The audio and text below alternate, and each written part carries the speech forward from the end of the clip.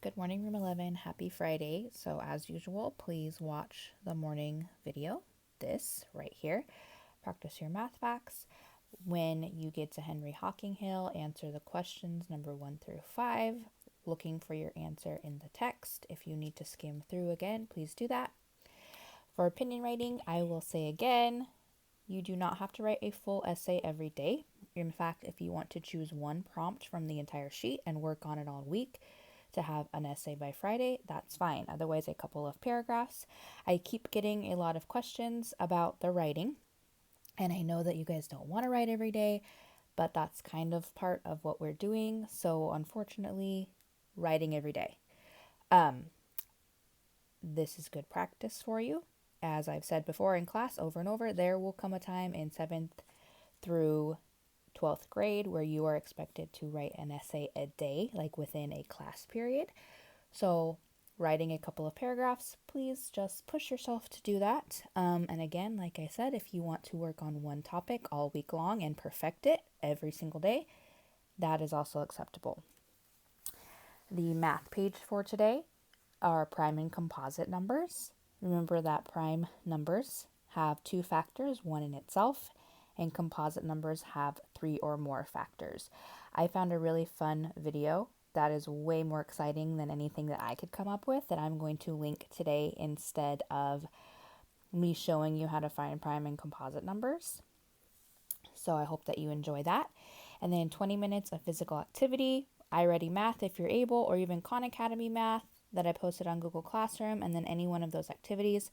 And again, if you have not completed the Google form check-in, please do that. That's kind of a way for me to track who is accessing things, and just kind of check in on you.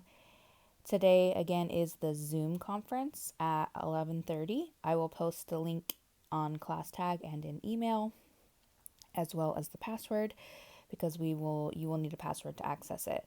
And I'll put some additional instructions, and I hope to see some of you. And don't worry if you cannot make it for the Zoom conference today.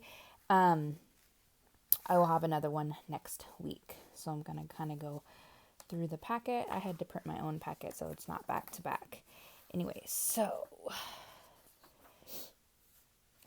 here is the Henry Hocking Hill passage. And then here are the questions. So please notice that when it says support your response from details from the text, it just wants you to say how you know that this is a true story or not a true story. What from the text gives you that indication? The theme, remember that the theme of a text is the message. That's kind of an easy way to remember look how theme is THEME, that's the, and then ME is the beginning of message. So the theme of a text is the message. And then when it says write a summary of this text, please remember that a summary is not everything that happened in a text. It is just you telling me or telling your parent how you would summarize anything. Like if I said, tell me about the last movie you saw. You're not going to tell me every single detail of the movie. You're going to discuss the main points. So that's what a summary is. It's the main points of the text. And then we're doing prime and composite numbers. So that's this page, page 19, and then this page, page 20.